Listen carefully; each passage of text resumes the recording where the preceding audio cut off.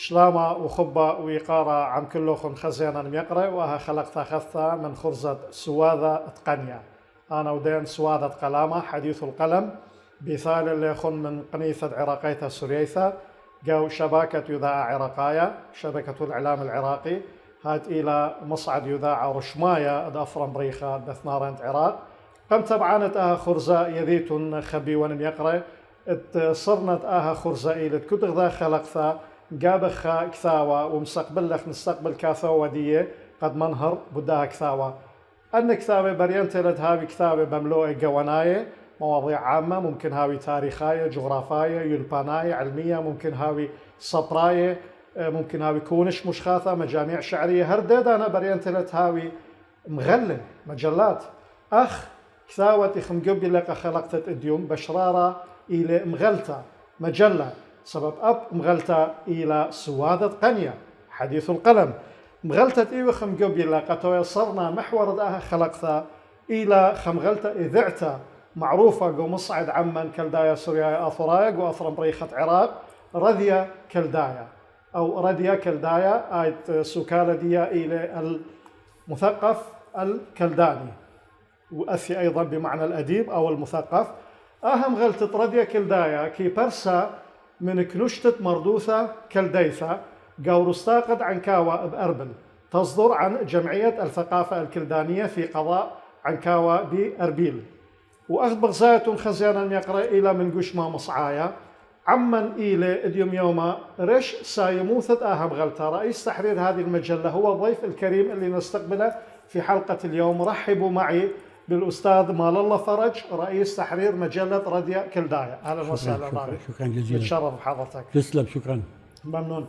نقصد ترى خزيانا يقرأ برينت لابل كت كما خلق ياثا من دها خرزة هاوي بلشانا ديان سورث هاوتي السد خرزة خك مجاهي هاوي بلشانا أربايا سبب من دي قما إلى قما منطيثة انتخمانتا منطيثة فكرة ورا دخل باعوثة درخن يقرأ قد بي ملل يعني مخكي لشانا أربايا خمدي كان على سبب لشانا أبن أخنا تلاني قارب لشانا نيمايا من بخلة وبرسخلة وما بلخخلة إن رادخ خكمة أمر خلايا مواقف لشانا إلى قما منطيثة انتخمانتا منطيثة إذاعتا وشركة.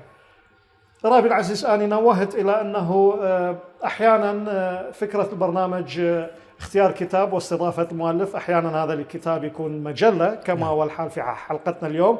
أيضا نوهت إلى أنه الأصل هو البرنامج باللغة السورث لكن أحيانا وحسب الكتاب وحسب الضيف العزيز إذا كان يحب أنه يتكلم بالعربية لإيصال الفكرة والمعلومة. أجدد الترحيب بحضرتك كضيف عزيز رابي مال الله فرج رئيس تحرير مجلة المثقف الكلداني رديا كلدايا اللي هي مثل ما تشوفون أعزائي المشاهدين بالحجم المتوسط ومن ياند بثواثة دي إلى قربة أمه وإسري 828 صفحة في هذا العدد أو إلى أخنري بالحجم المتوسط اتلفهرست أكيد يبرسا بيطلاثة للشانة خزيانا يقرأ لشانة ربايا لشانة قردايا ولشانة سوريايا سورث ملو ادقاوة إلى بقنية بريشة بقنية مشخلبة بأقلام لكتاب متعددين وكثر مواضيع يعني ملو إدية أكيد إلى أتشاناية متنوعة إلى أن دي لياثاب شمخل من رشاي متجاندية. رابي العزيز أستاذ مال الله أنا قدمت فد عرض عام للمجلة خلينا نقول تعريفي بس قبل ما ندخل بتفاصيل الفكرة والتنفيذ ومتى بدأت وإلى آخره من التفاصيل عادة حسب سياق هذا البرنامج أنا أحتاج أنه نقدم فد نبذة عن الضيف للمشاهد الكريم وإن كان جنابك اسم معروف في أوساط شعبنا أنا عن نفسي أعرف أنه الأستاذ مال الله فرج كاتب وصحفي وأعرف أيضا أنه حضرتك كتاب صادر هو عبارة عن رواية كتاب ومسرحية أيضا. وأيضا كتاب آخر مسرحية نعم. إلى جانب المقالات الصحفية في شؤون مختلفة أسبوعية أيضا نعم مقال ثابت ومشاكسة أسبوعية في نعم. مجلة الصوت الآخر طيب جيد وهذا أكثر من 10 سنوات يصدر بشكل منتظم جيد نعم. وأعتقد منذ أكثر من 7 أو 8 سنين حضرتك رئيس تحرير مجلة رديا كلدايا واتمنى يا ريت ما اريد اتعب حضرتك لو بعد تعطينا فكره لخ عن بعض المحطات المهمه في سيره حياه جنابك، او خلينا نقول المسيره الادبيه. نعم. والله أولا شكري واعتزازي بالتقديم الرائع اللي قدمته، واجبنا رابي. وألقيت الضوء الحقيقة بشكل يعني جيد على مجلة المثقف الكلداني.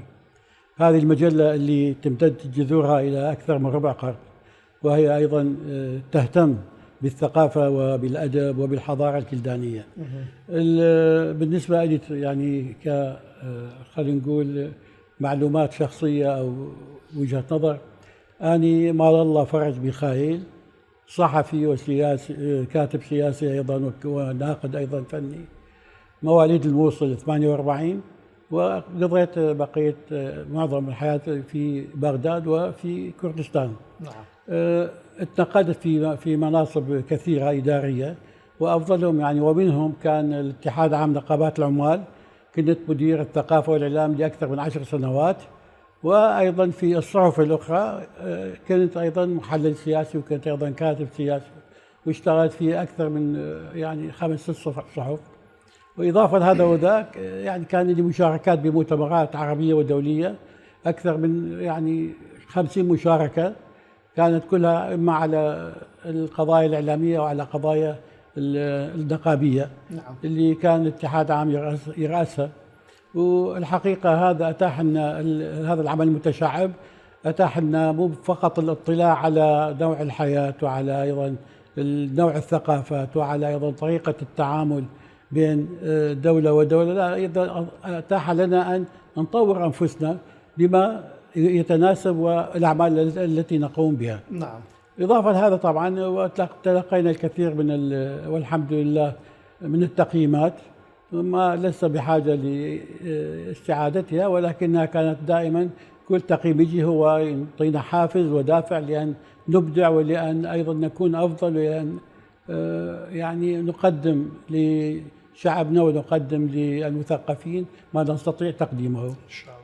وأيضا بالنسبة لرديا كلدايا، مو المجلة الوحيدة اللي ترأست تحريرها، أيضا كانت عندي شغلات كثيرة، يعني مديات كثيرة. على سبيل المثال يعني شلون أقول لك، كنت مدير تحرير لمجلتين، سورايا واليقظة، وأيضا كنت مثل ما تفضلت مدير ثقافة وإعلام، وأيضا كنت رئيس الهيئة الاستشارية لنقابة الصحفيين العراقيين، وعضو نقابة الصحفيين العراقيين والاتحاد الدولي للعمال العرب، ويعني مجالات عمل كثيرة ومتشعبة. ما يهمنا اليوم في هذا مثل ما تفضلت أنت ومجلة رديا كلدايا كرئيس تحرير حضرتك للمجلة، ورئيس تحرير المجلة الآن. نعم. فيعني يفترض أن لا أقول الأخطاء، إنما يفترض في رئيس المجلة ورئيس أي عمل آخر أن يفكر في تطوير وتجديد وأيضا تقدم إلى أمام. وأعتقد إحنا قدمنا مطبوع ناجح ونعتز به. إن شاء الله. كل اللي طلعوا عليه الحقيقة أبدوا مو بس ثناء إنما تقييم جيد. وأيضا التقييم الجيد هذا يجي من أنه إحنا دا نعيش فترة مليئة بالتحديات. أكيد. فأنت بين أن تتخطى التحديات وبين أن تطور عملك يعني يجب عليك أن تبذل الكثير، ونحن وكادر المجلة نبذل الكثير. وبالمناسبة يعني أحمل اعتزازي ومحبتي لكل من ساهم بمجلة رديا كلدايا منذ العدد الأول ولحد الآن، وبكل من خط صفحة، من خط حقيقة كلمة ولو نقطة ولو حرف بالمجلة، لأن هذا كله سبب النجاح ليس مفردا وليس شخصيا. نعم. سبب النجاح سبب خلينا نقول أيضا جماعي. أكيد راح نتوقف عند هذه النقطة بعض الشيء البدايات. أنا أريد أقول إحنا نعتز بحضرتك أستاذ، التن إقارة أبقى أخرى بميقرة. تحضرني أيضا نقطتين. النقطة الأولى، أنا مثل ما ذكرت بالبداية للسادة المشاهدين خزينا ميقرة، أنه هذه المجلة تصدر عن جمعية الثقافة الكلدانية في عنكاوة بأربيل. في برنامج سابق رابي مال الله كان اسمه حوار خاص، سبق أن استضافيت خزيان الميقرة رابي صباح شماية ممثلا عن الهيئة الإدارية لجمعية الثقافة الكلدانية للحديث عن هذه الجمعية ونشاطاتها. نعم. وبالتالي اليوم يعني لسنا في حاجة إلى تكرار هذا الأمر، فقط أنا أريد أقول أنه هذه الجمعية هي منظمة من منظمات المجتمع المدني تقوم بنشاطات متنوعة ثقافية فنية رياضية اجتماعية إلى آخره. وبالتالي راح يبقى تركيزنا على محور هذه الحلقة من هذا البرنامج، مجلة رضيا كلدايا. النقطة الثانية أعزائي المشاهدين، عندنا هنا تكرم وتفضل أستاذ مال الله وجاب لنا نسخ أخرى. طبعا هذا هو كان العدد الأخير، نتحدث الآن عن الشهر العاشر عام 2025، العدد 67، وهي مجلة فصلية. وعندنا هذه نسخ أخرى من أعداد سابقة، العدد 66 والعدد 65 بالتسلسل والعدد 64 وصولا إلى هذا النموذج. كان العدد 59 أعتقد من صورة الغلاف يمكن كان قريب على فترة أعياد الميلاد، وأيضا احتفالية لهيئة تحرير المجلة بذكرى سنة كذا لصدورها مثل ما أعتقد. طيب رابي، الآن ندخل مباشرة إلى كل ما يتعلق بهذه المجلة رضيا كلدايا صادرة عن جمعية الثقافة الكلدانية. متى كانت الانطلاقة والبداية؟ وإذا أكو أسماء أشرت إلها حضرتك قبل قليل تحب تذكرها حتى نوجه لها تحية، لا بأس. الحقيقة يعني تأسيس المجلة أو الأيام اللي تأسست بها المجلة، أنا لم أكن هنا لم تكن قريبا من أجواء المجلة. لم أكن قريبا في عنكاوة وأربيل أيضا، كنت في بغداد. بس يعني جيت قبل حوالي يعني 18 سنة وواكبت المجلة. الحقيقة مثل ما مذكور بها ولدت في 1/11/1999. نعم. يعني مضى عليها أكثر من ربع قرن في الصدور برغم المشاكل التي تعتري كل عمل والتحديات وإلى آخره، إلا المجلة استطاعت أن تتخطى كل هذا وتواصل الصدور وتواصل أيضا التطور وتنوع مادتها. الفضل يعود لزملاء والحقيقة كثيرين لا يفوتني، يعني لا أستطيع ذكر أسمائهم، ولكن في المقدمة لابد من أن أذكر وأشيد بتعاون 3 أشخاص كان لهم الدور الكبير في المجلة ولا زالوا، وهم الحقيقة رئيس الجمعية الأستاذ كمال لازار، وأيضا الأخ العزيز أكد مراد، وأيضا الأخ العزيز الدكتور بهنام عطلة. تحياتنا وأيضا تمنياتنا الطيبة لهم. تمام. طيب أستاذ، عندما استلمت جنابك مسؤولية رئاسة تحرير المجلة، اللي كان في ذهن حضرتك نعم إنه تشوف الموجود وتكمل كما هو، لو كان أكو عند حضرتك أفكار أو مشاريع معينة بهدف التطوير؟ لأنه قبل قليل تفضلت حضرتك أنه التطوير مهم، إحنا ما يصير نبقى على نفس السياق. كل عمل أنت يناط بك سواء كان يعني دقيق أو كان عادي أو كان له علاقة بالرأي العام أو كان يخصك، كل عمل حتى تثبت وجودك أو حتى تثبت بصماتك يجب أن تطورها ولو تطور جانب منه. أنا من استلمت المجلة كان في بالي أن أطورها أكثر من خلال تنوع المادة المطروحة أولا، وأيضا قراءة ما يريده القارئ وما تريده الجمعية. يعني أنت أحيانا تستطيع أن تقدم هذا عندما تتوفر لك الظروف المناسبة، لكن أحيانا ما تريد أن تحققه يبقى مجرد تمنيات إن لم تكن هنالك مواد دافعة وإن لم تكن هنالك أيضا مستلزمات العمل اللي أنت تفكر به. تمام. ولهذا المجلة يعني رغم تطورها ونحن نعتز بها، بس أنا مستقبلا أو في ذهننا أن نطورها أكثر بعد من خلال الحقيقة سعة القراءة وسعة الطلب المجلة وسعة أن واحد يتفاعل مع موادها.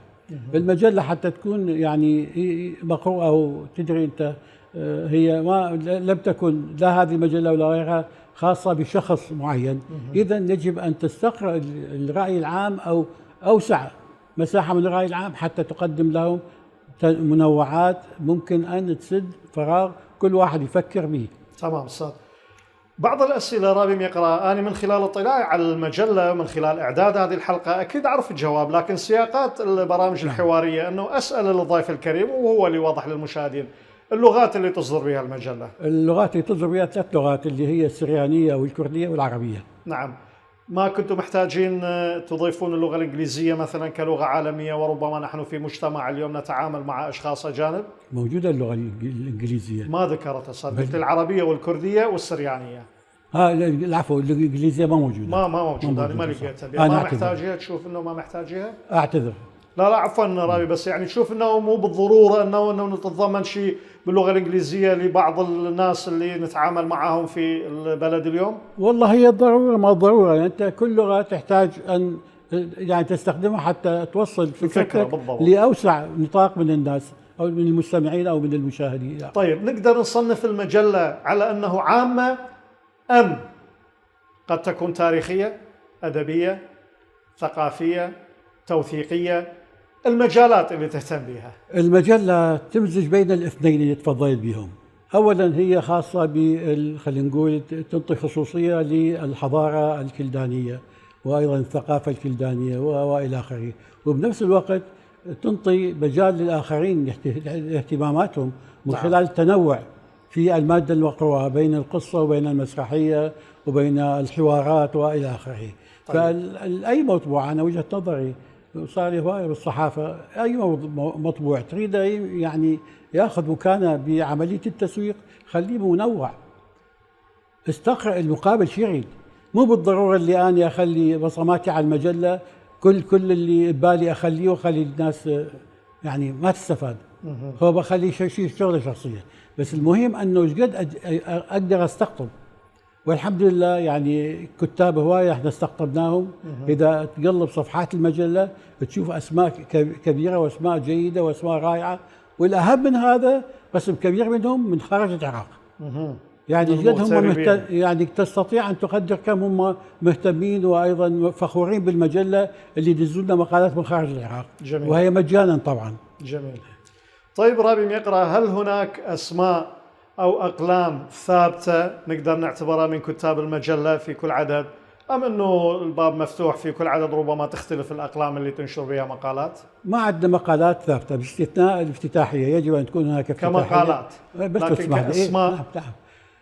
أما البقية فماكو يعني شيء محدد، كل من عنده مقال ممكن يدزه ونشوف صلاحيته، صالح للنشر ننشر له، ما صالح نقول له بيه كذا كذا كذا. فما يعني العملية هكذا هي. يعني ماكو فد أسماء لكتاب أو صحفيين يعني تعودتم أن تنشروا مقالاتهم بشكل منتظم؟ أكو يوجد بس إحنا أنا يعني حريص أنه ما أثير حساسية الآخرين، ما أذكر أسماء، بس هم موجودين. يعني واحد اللي يقلب الصفحات مال كل عدد مثلا يشوف فلان عنده مقال، فلان طيب عنده في مقال. هذا المجال نشر المقالات أو التقارير في مجلة راديو كلدايا، ما هي المساحة التي تمنحوها للقلم أو العنصر النسوي؟ العنصر النسوي مرحب به الحقيقة، وإحنا نشجع النساء على الكتابة، ولهذا ليس هنالك حدود. أي واحد أي ست تدز لنا موضوع إن كان صالح للنشر يعني حسب صلاحية المادة للنشر. طيب وماذا عن الأقلام الشابة وأيضا القراء؟ أنا ليش دا أقول قراء؟ صار مال الله بعض المجلات تعطي مساحة حتى للقراء، يعني يبدأ وجهات النظر بالضبط، مو بالضرورة أنه يكون كاتب وقلم لاسم معروف أنه هذا كاتب وصحفي. احتمال أولا أكو أقلام شابة، ثانيا أكو وجهات نظر الشباب. بعض المجلات اللي أنا مطلع عليها يفردون باب مساحة أنه نتاجات القراء، اللي عنده وجهة نظر، اللي عنده رأي، اللي يريد يناقش قضية معينة. ما مدى مساحة هذا التوجه في راديو كلدايا؟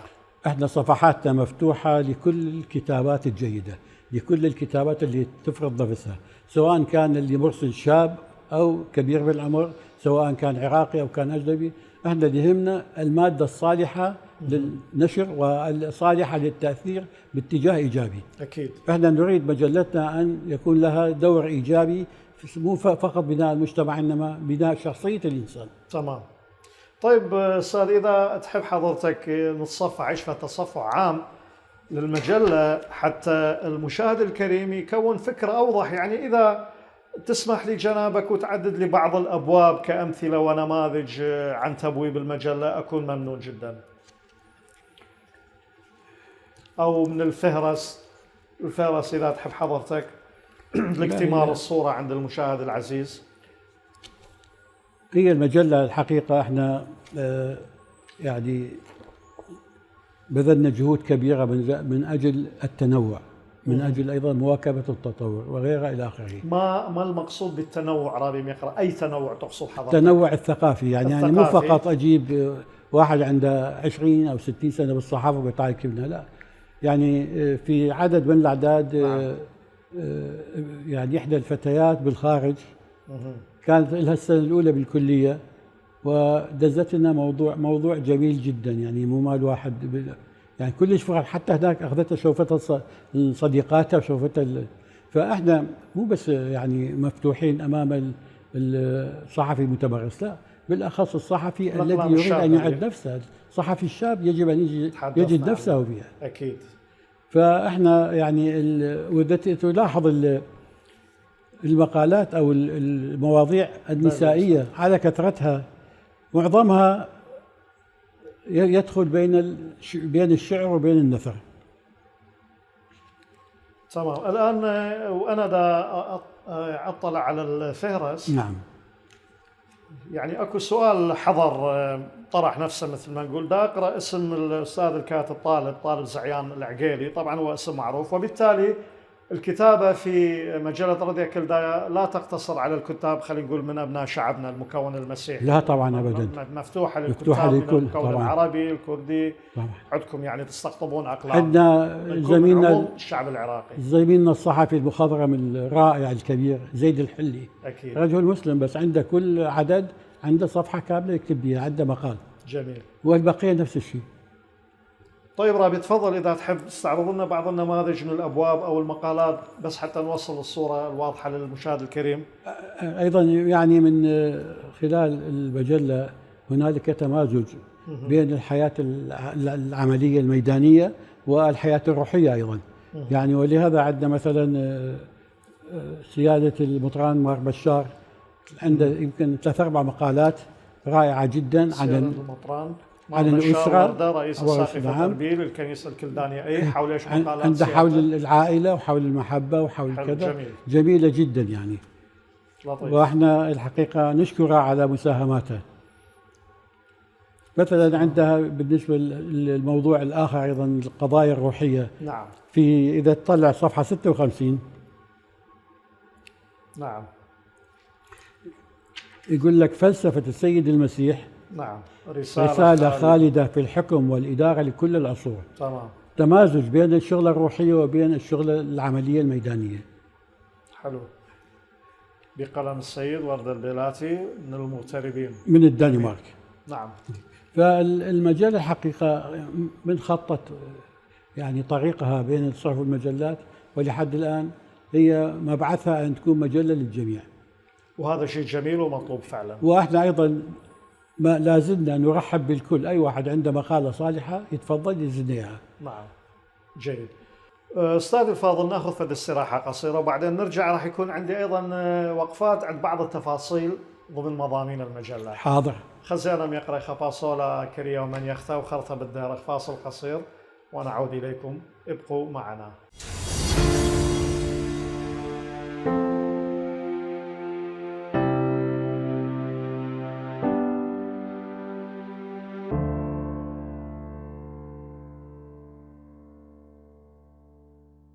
مدري ديارخ عموخم خزيانا يقرأ لم تممت تساهمة ريانا من خلقت اديوم من خرزة سوادة قنيا حديث القلم كد صرنا محور دآها خلقت إلى مغلتت رديا كلدايا مجلة المثقف الكلداني ببياشيلا برستا من كنشتة مردوثة كلديثة جمعية الثقافة الكلدانية قاو عنكاوة بأربل.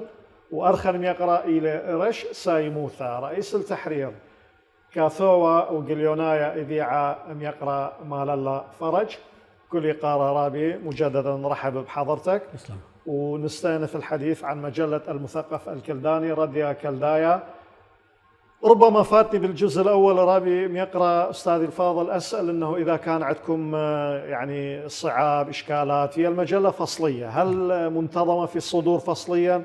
ما عندكم إشكالات من ناحية التحرير؟ ما أتوقع، لكن دا أسأل. وإشكالات أو صعاب مادية؟ الحقيقة المجلة منتظمة بالصدور. جيد. ومن ضمن مشاكلها والتحديات اللي الكل يشاركون بها مو بس احنا، يعني هي الأزمات المالية.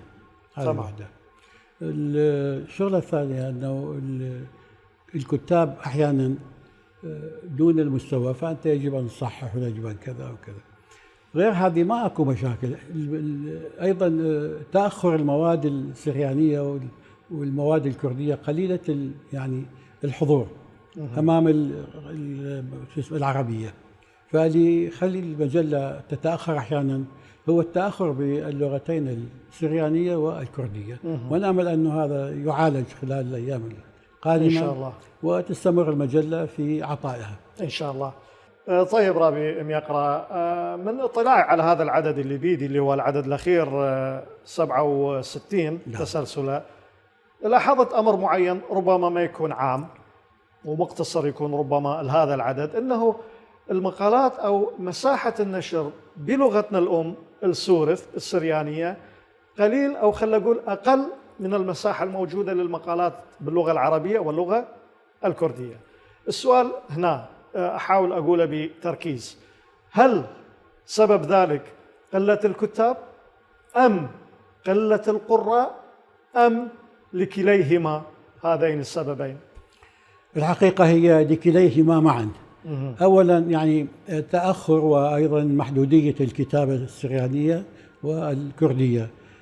ثانيا بالنسبة للغة العربية هي اللغة الأوسع أكيد. يعني أنت من تخلي بغير لغات ولغة عربية ما تقدر تقارن، لأن الرأي العام العراقي عندنا هو الأغلبية العربية، فأنت نعم. تريد توصل وجهة نظرك، تريد توصل قضيتك، تريد توصل ما أنت تسعى له من خلال المجلة، لازم يجب أن توصله للمساحة الأكبر. ولهذا يعني مثل ما تفضلت وأيدك بها أنه هاي الشغلتين أو هذا الموقفين اللي هو قلة الكتابة السورية السورث وأيضا الكردية أمام غزارة النتاج العربي. قلة الكتاب وقلة القراء بنفس الوقت، بالإضافة إلى الاهتمام بإيصال الفكرة نعم. بلغات أخرى هي الأوسع انتشارا. هو هذا أنت تريد توصله للرأي العام، تستخدم الأوسع، اللغة الأوسع، بغض النظر عن كانت لغة عربية أو غير عربية. نعم، يعني هذه رابي إجابة أنا متفق مع حضرتك بها تماما، لكن اللي أقوله بنفس الوقت يعني اللغة الأم احنا همينا من المهم والضروري أن نهتم بها، ويكون شيء جميل أن نشجع مثلا الكتاب تحديدا الشباب، ولا سيما اليوم احنا عندنا يعني مدارس سريانية بالإقليم، عندنا أقسام للغة السريانية على سبيل المثال كلية تربية جامعة صلاح الدين في أربيل، فلا بأس أعتقد أنه أيضا شوية نشجع عليها حتى نحافظ على جزء من هويتنا بهذا البلد اللي هو إحنا من أبناء الأصليين. إحنا أنا أيدك طبعا 100%، وإحنا صفحات المجلة مفتوحة لكل من لديه رغبة في الكتابة، ويا ريت الحقيقة تكون 50% اللغة العربية و50% للغتين الأخرتين، من أجل أن يكون هنالك توازن بين الاثنين. ما عندنا مشكلة إحنا ولا عندنا وجهة، ياهل عنده مقالة جيدة خليه يجيبها. تمام. طيب رابي العزيز، من خلال أيضا تصفحي للمجلة توقفت عند نقطتين راح أطرحها مع حضرتك، ويعني أرجو أن لا تعتبرها من باب المشاكسة، وحتى إن كانت مشاكسة فهي مشاكسة محبة وتقدير واعتزاز. يعني لاحظت هنا على الصفحة الأولى: أغلق هذا العدد بتأريخ كذا. نعم. بتأريخ همزة أكو على الألف. نعم. كلمة تأريخ هنا فعل مو الماضي، تأريخ كأنت تقول تجميع تفريغ وليس التاريخ. هنا تختلف، التاريخ هو أنه نتحدث عن أحداث الماضي، لكن التأريخ هو تدوين وكتابة وتوثيق هذه الأحداث. ملاحظتي صحيحة لو أنا متوهم غلطان بها؟ لا أنا ما، التأريخ فعل، تاريخ تجميع تفريغ تسويق، بس أحداث الماضي تاريخ. أنا ما أعتقد التاريخ اسم، يعني التاريخ فعل. لا، من تقول تاريخ المنطقة، تاريخ بدون همزة صحيح، تاريخ المنطقة، لكن وضع الهمزة تاريخ تصبح فعل. إذا تحب تراجع هذا الموضوع مع المختص اللغوي. ملاحظة أخرى رابي، طبعا هي مو جديدة، موجودة في الكثير من المجلات، أنه المجلة غير المقالات المنشورة تعبر عن آراء أصحابها ولا تعبر عن رأي المجلة. نعم. مبدأ متعارف عليه موجود في كثير من المجلات. أنا شخصيا ربما أختلف مع حضرتك أو مع الأشخاص اللي يتبنون هذا المبدأ، ومن منطلق أنه اختلاف وجهات النظر، لا يفسد للود قضية. لا ما يفسد. بس أنا أيضا كنت يعني أتشرف وبكل تواضع أقول أنه كنت رئيس تحرير مجلة الأفق وبقى لي 20 عام، ما تبنيت هذا المبدأ. ليش أستاذ؟ قل لي ليش؟ أنا طالما دا أنشر المقال كمجلة، إذا أنا متبني هذا المقال، أو على الأقل قابله، أو على الأقل ما معترض عليه، ولذلك دا أنشره. إذا كان به شيء ربما خارج عن السياق، ربما إساءة، ربما غير صحيح، ما كنت أنشره. أنا ما أقدر أنشر شيء وبعدين أتبرى من عنده. هذا لو أكو فد جريدة صحيفة يومية أسبوعية لها مساحة واسعة من الحرية تنشر من باب أنه تعطي للجميع حق التعبير عن رأيهم، لكن كمطبوع بشكل مجلة وفصلية وصادرة عن جهة معينة معروفة، زين شلون أنه مثلا ما تتبنى المقالات وإنما تنشر وكاتب المقال هو المسؤول؟ أنا ما مسؤول عن آرائه. شلون تقيم رابي العزيز هذا الموضوع وشلون تنظر إلى حضرتك؟ اللي تفضلت به صحيح، بس أيضا أكو وجهة نظر أخرى. أحيانا بعض الكتاب من يكتب يجوز بشكل أو بآخر يحاول الحقيقة النيل من الآخرين، أو كي الاتهامات هي أساسا غير موجودة. تمام. فيفترض هو يتحمل مسؤوليتها. ما أنشر للمقال؟ لا يجوز. ما أنشر لأني ذكرتها. إذا بي شغلات خارج ما أنشر للمقال. أنا مو أنشر المقال وبعدين أقول أنا ما أتحمل. يعني هي وجهة نظر، أنا أريد أستفيد من خبرة شخص يعني مثل جنابك صاحب خبرة طويلة في الكتابة والصحافة، أريد أتعلم. يعني هي الاثنين الحقيقة ما تأثر، يعني هم متقاربات سواء بتاريخ أو بتاريخ، ما راح تأثر على هاي النقطة الأولى. نعم، ما راح تأثر رجعنا على للنقطة المقال. الأولى. بس أنا قصدي هذه النقطة الثانية أستاذ، إنه أما من الناحية ليش أتبرأ من مسؤولية المقال؟ من الناحية اللغوية النحوية الحقوية يفترض تصلح هذه بالنسبة للنقطة الأولى، التاريخ بالهمزة والتاريخ. نعم. بالنسبة للنقطة الثانية، يعني هل نقدر نقول أنه يجوز الوجهين؟ يجوز أنه أنا كرئيس تحرير مجلة أكتب أنه أنا ما أتحمل مسؤولية المقالات، ويجوز أنه أنا ما أكتب مثلا. شو تشوف؟ يعني جنابه قلت إذا المقال به شيء غير جائز. لا هو قد يكون هذا ضمن الأخطاء الشائعة. يعني ما أعتقد رئيس تحرير أو كذا يقصد أنه غير مسؤول. طيب. بس من الأخطاء الشائعة وجزئية أحيانا قد تكون أيضا خطأ مطبعي. ربما. بدها ترجع للنقطة الأولى أستاذي. طيب أنا بالمقابل أيضا أكو فد ملاحظة جدا جميلة وعجبتني كثير، يعني في مجلة رذية كلدايا بصراحة يمكن أول مرة أشوفها، ما شايفها قبل، رغم أنه أنا عادة حريص أنه أقتني المجلات وأطلع عليها. أنه جنابكم بالصفحة الأولى مع هيئة التحرير وأسمائهم ناشرين أنه اللي يحب يكون عنده استفسار أو يرسل مقال أو ملاحظات ناطين رقم تليفون رئيس التحرير مباشرة اللي هو حضرتك. نعم. هذه مبادرة حلوة، يعني أنه مباشرة تتصل برئيس التحرير، ماكو بيروقراطية وإلى آخره الأفضل حتى تعالج جميل مباشرة. شيء جميل. يا ريت تشرح لي عنه بعد شوية أكثر. والله الفكرة شلون تولدت؟ والله هي ما أعرف شلون تولدت، بس هي أحيانا تيجي مثلا وجهات نظر سواء مكتوبة أو من خلال الهاتف، أيضا تهمل من قبل البعض. فحتى لا تهمل تروح مباشرة للشخص المسؤول عن المجلة، ممكن هو يعالجها أم ينطيها مدى أوسع، وهم يحسس المسؤول عنها، يحسس أنه أكو اهتمام بما يكتب، أكو اهتمام بملاحظاته، أكو اهتمام بمتابعة ما يوصل من القراء إلى آخره. فيعني هي أعتقد يعني نوع مبادرة جميلة جدا، اختزال صراحة. القضايا التقليدية. بالضبط. وكان عندك جنابك أنه الوقت والمجال والصدر رحب حتى تتلقى، ما زادت عليك المكالمات بهالحالة، ما صرت مثل أي إنسان آخر عادي، صارت هناك التزامات أخرى أكثر عليك لما تعطي رقم موبايلك الشخصي. صحيح. في مجلة في مطبوع عام منشور، ما صار شوية؟ لا هو يعني صار نوع، يعني شلون نوع من الارتياح، لأن أنت هنا لم تغلق الأبواب أمام القراء، بالعكس أنت تفتح أمامهم مزيدا من الأبواب من أجل يبدو وجهة نظرهم، اقتراحاتهم، أو حتى اتهاماتهم أحيانا كان هنالك اتهام، واللي يجيب عليها هو رئيس التحرير. جميل. في حين إذا تيجي للواقع يعني مو معظم المطبوعات يكتبون يعني صاحب الامتياز المسؤول، ما يخلوا رئيس تحرير مسؤول. صاحب الامتياز هو اللي يتحمل المسؤولية وهو المسؤول عن كل شيء قانوني. بالضبط. في حين هنا يعني رئيس التحرير هو اللي يتحمل جزء من المسؤولية. مو بس يتحمل المسؤولية، انه فاتحين جنابكم الباب مباشرة للتواصل معه، هذا شيء جدا جميل. ويا صاحب الامتياز قد هنا رئيس التحرير. صاحب الامتياز ربما يكون رئيس المؤسسة نفسها، نعم. ربما يكون عنده التزامات أخرى، الطلب كان باسمه، الموافقة جت باسمه، فإحنا نكتب صاحب الامتياز.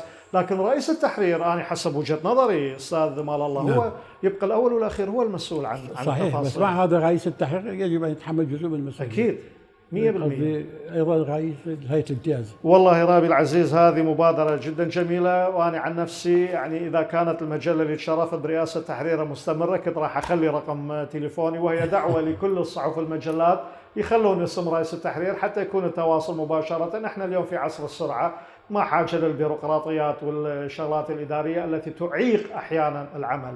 أيضا يعني هذا مدخل للموظفين الآخرين يجتهدون أيضا في شغلات قد تأثر يعني، أو قد تتأخر، يروح مباشرة للشخص المعني. فعلا. كأنما أنت تراجع مدير عام بدون ما يعني يجيك مدير المكتب أو الفراشي البيروقراطية بالضبط. تمام. تمام. شيء جميل وحلو. رابي مال الله، اكو شيء نسيناه بعد تحب تضيفه عن هذه المجلة حتى نكون انطيناها حقها في هذه الحلقة؟ مجلة رديا كلدايا، الكاتب الكلداني، افكار، اراء، ملاحظات عامة اذا تحب. والله أنا يعني أحب أن أقدم مناشدة من خلالكم لكل القراء أنه يعني يغنون المجلة بكتاباتهم، قصائدهم، قصصهم، يعني شلون أقول لك، وجهة نظرهم، أي شيء عندهم، من أجل أن دائما تكون مجلة بالمقدمة، من أجل أن هذه المجلة تطور نفسها إن شاء الله. فأني أشكرك بالدرجة الأولى لهذه إتاحة هذه الفرصة الثمينة، وأيضا الغنية اللي خلت المجلة تحت الأنظار، أنظار مو الانتقاد، تطور. يعني احنا بدنا نحكي من البداية للنهاية هدفنا واحد، هو تطوير المجلة. أكيد. وهي مجلة معروفة إلى حد بعيد، وإن شاء الله نتمنى لها المزيد من التطور والانتشار. رابي العزيز، سؤال أكاد أسأل الكل ضيف عندما يكون مجال اللي هو ناشط يتعلق بالطباعة والكتابة تحديدا.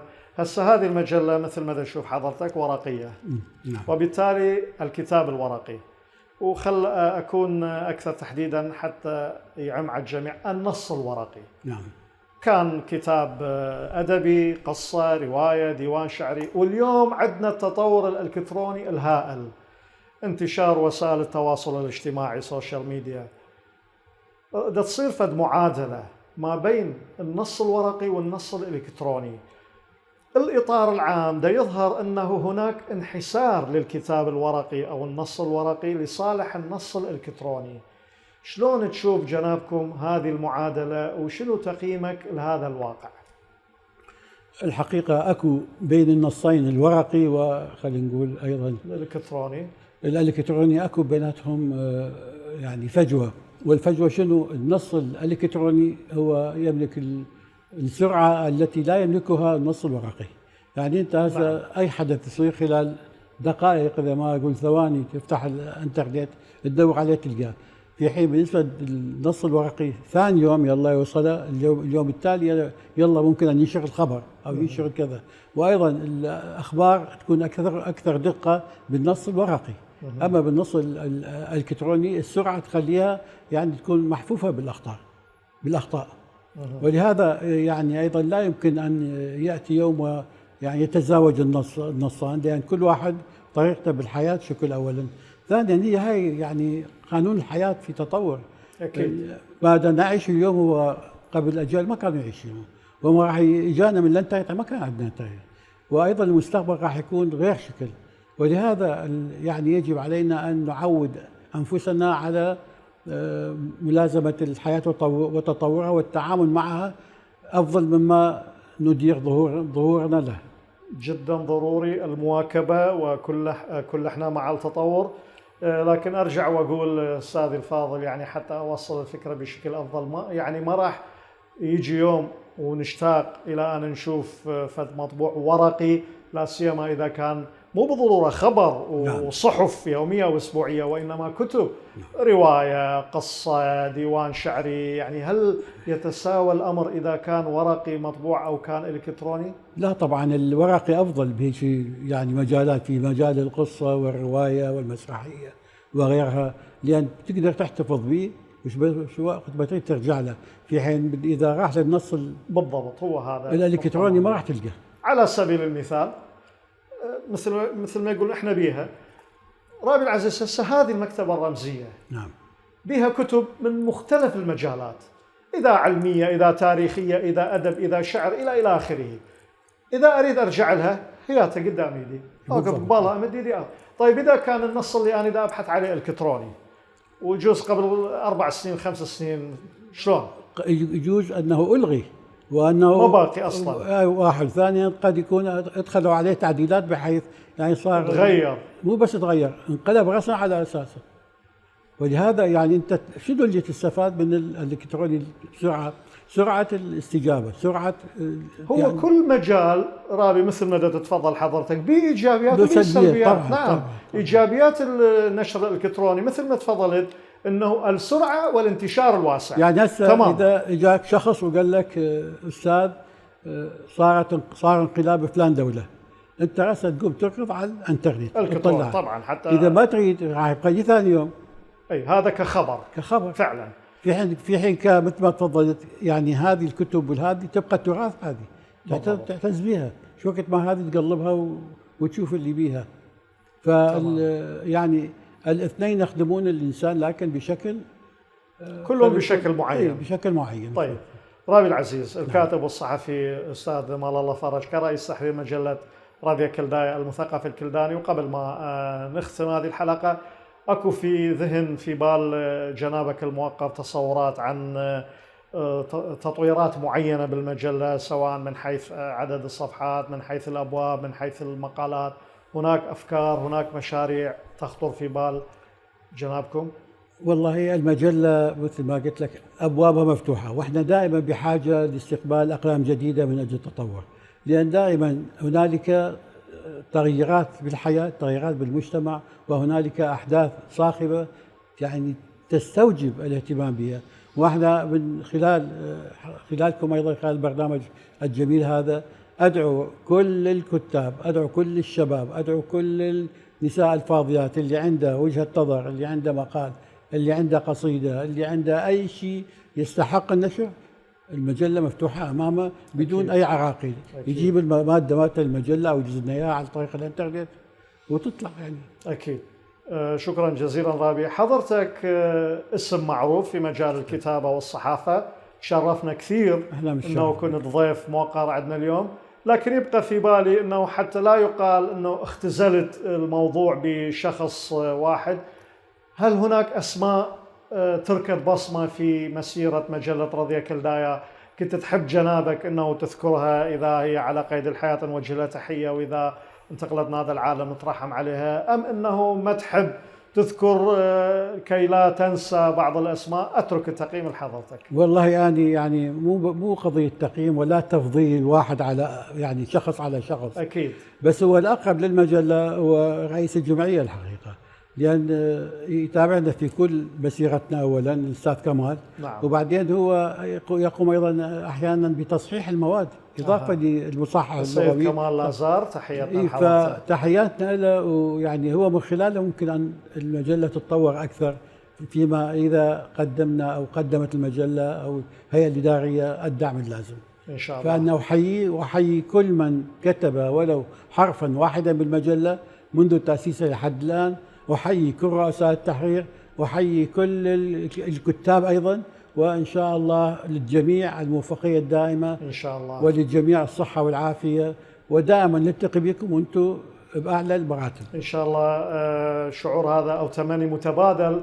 استاذ مال الله، تحيه شكر وتقدير لكل من ساهم في انطلاق واستمرار مجله راديو كلدايا، تمنياتنا بالتطور ان شاء الله الدائم والازدهار. واتمنى نكون اعطينا حقنا امام جنابك، اقوله وامام الساده المشاهدين، لهذه المجله راديو كلدايا المثقفه الكلداني الصادره عن جمعيه الثقافه الكلدانيه في عنكاوه اربيل. كلمه اخيره قبل ان نختم استاذي الفاضل. والله هي كلمه محبه للجميع، وايضا اعيد واكرر انه المجله مجله الجميع ان شاء الله. فاي واحد يقدر يرفدها باي شيء يطورها اكثر ويدعمها اكثر، نخلي على راسنا ونكون ممنونين له ان شاء الله. شكرا جزيلا أستاذ، شرفتنا. تسلم. كنا سعداء باستضافة حضرتك وتسليط الضوء على هذا المطبوع. شكرا. ممنون. خزيانا يقرأ مشاهدينا الكرام، اتلن صورة مورخ خدانا بسنتا بغزيت خلقت وبدخام غلطة من غلط بيش بريسة الجيب شوت آسة دعمان سورايا جو أفرم بريخة بث نهرين العراق.